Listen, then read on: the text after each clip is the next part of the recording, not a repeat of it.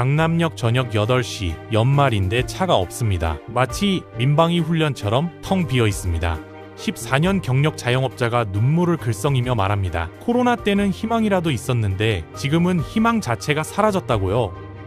아파트 값은 역대급으로 올랐습니다. 경제학 교과서대로라면 사람들이 돈을 더 써야 합니다.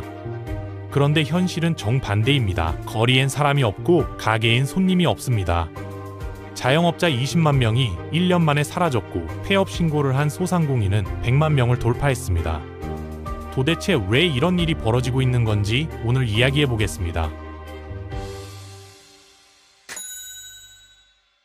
서울에서 카드 사용량이 가장 많다는 홍대를 저녁 7시 30분에 가봤더니 사람이 보이질 않습니다. 주차장 골목 상권이라고 불리던 유명한 곳인데도 텅 비어 있습니다. 신촌 연세대 앞 상권도 마찬가지입니다.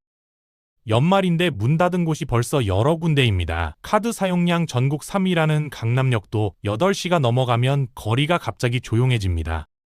메인 거리는 그나마 사람이 있지만 뒷골목으로 들어가면 인적이 끊깁니다. 불은 켜져 있지만 손님은 없습니다. 이 정도 유동 인구로는 상가 임대료 내기도 벅찬 수준입니다. 신촌에서 14년째 장사하시는 사장님께 매출이 얼마나 줄었냐고 물었더니 80%라고 하십니다. 10 중에 8비 사라진 겁니다. 코로나 때 받은 대출금도 아직 못 갚으셨고 동생분은 장사 자금 마련하려고 집까지 팔았다고 합니다. 저녁 8시인데 손님이 한 명도 없습니다. 강남 개포동 치킨집 사장님도 매출이 심한 달은 절반으로 줄었다고 해요. 임대료를 못 낼 때도 있어서 건물주와 협의해서 월세를 20% 낮췄다고 합니다. 4년간 장사하면서 처음으로 가게를 정리할지 고민 중이시라고 해요. 이 동네에서 치킨집이 여기 하나밖에 없는데도 손님이 안 옵니다.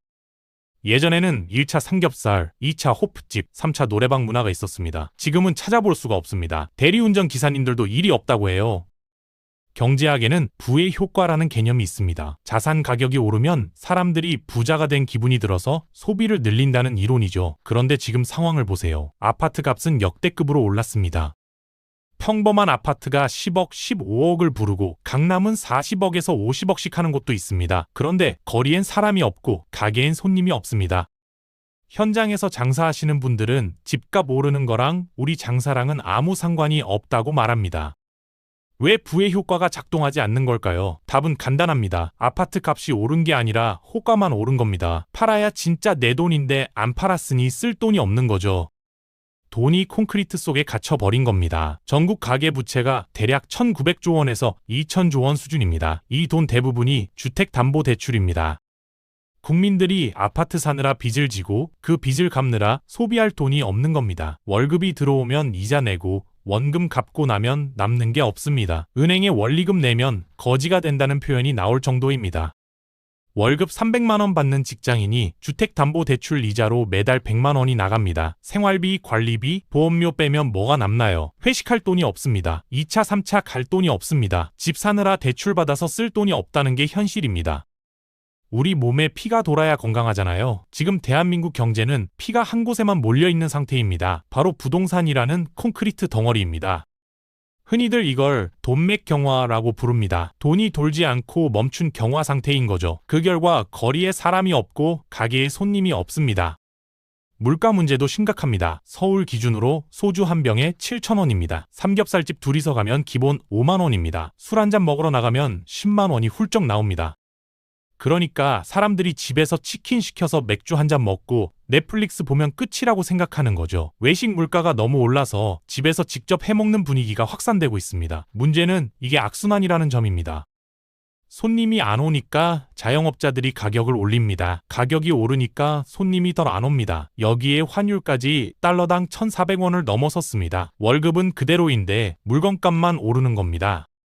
소비 문화 자체도 완전히 바뀌었습니다. 코로나 이후로 회식 문화가 사라졌습니다. 요즘 회식 같은 거 잘 안 합니다. 예전에는 저녁 먹고 호프집 가고 노래방 가고 새벽까지 놀았습니다. 지금은 저녁 먹으면 바로 집에 갑니다. 90년대 신촌은 겨울 추위에도 자정까지 사람으로 북적였거든요. 지금은 예전의 10분의 1 수준입니다. 돈이 없고 집에서 놀 게 많아졌습니다. 유튜브가 있고 넷플릭스가 있습니다. 이불 덮고 맥주 한잔 하면서 넷플릭스 보는 게 최고라는 말이 나올 정도입니다.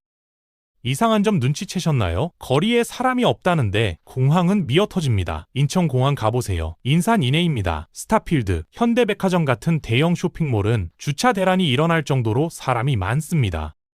돈 있는 사람은 여전히 소비를 합니다. 해외여행을 가고 백화점에 가고 고급 음식점을 갑니다. 그런데 동네 상권 자영업자 가게에는 안 갑니다. 반대로 돈 없는 사람은 대출 이자 내느라 치킨 한 마리 시켜 먹을 돈이 없습니다. 결국 중산층이 사라진 겁니다. 동네 삼겹살집, 호프집은 중산층이 먹여 살리는 곳인데 그 중산층이 전부 하우스 푸어가 되어버렸습니다. 이 현상 어디서 많이 본 것 같지 않으신가요? 바로 일본입니다. 1990년대 초반 일본 부동산 버블이 터지기 직전의 모습이 지금 한국과 똑같았습니다. 집값이 미친 듯이 올랐고 국민들은 빚을 내서 부동산을 샀습니다. 그리고 버블이 터졌죠. 그 이후 일본은 잃어버린 30년을 겪었습니다. 일본 경제학자들이 분석한 한국 경제 전망이 있습니다. 한국은 일본 그대로 따라간다는 겁니다. 인구 고령화, 대출금 상환, 고환율, 고물가, 고금리로 구조적인 불황이 올 거라는 예측입니다. 2026년 IMF 시즌2라는 극단적인 예측까지 나오고 있습니다.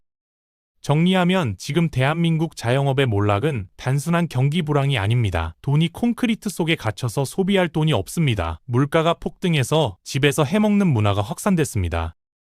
2차, 3차 문화가 사라지고 집콕 문화가 자리 잡았습니다. 양극화가 심해져서 있는 사람은 백화점, 없는 사람은 소비 중단입니다.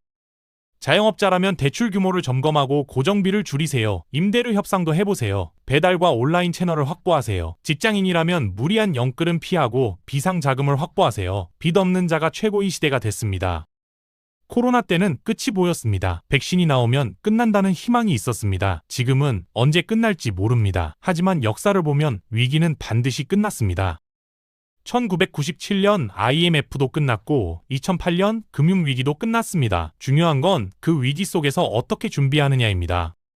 지금 당장 내 재정 상태를 점검하세요. 대출 규모를 확인하고 고정비를 줄이세요. 희망이 있었으면 좋겠습니다. 구독과 좋아요는 영상을 제작하는 데 큰 힘이 됩니다. 여러분의 소중한 의견도 댓글로 남겨주세요. 감사합니다.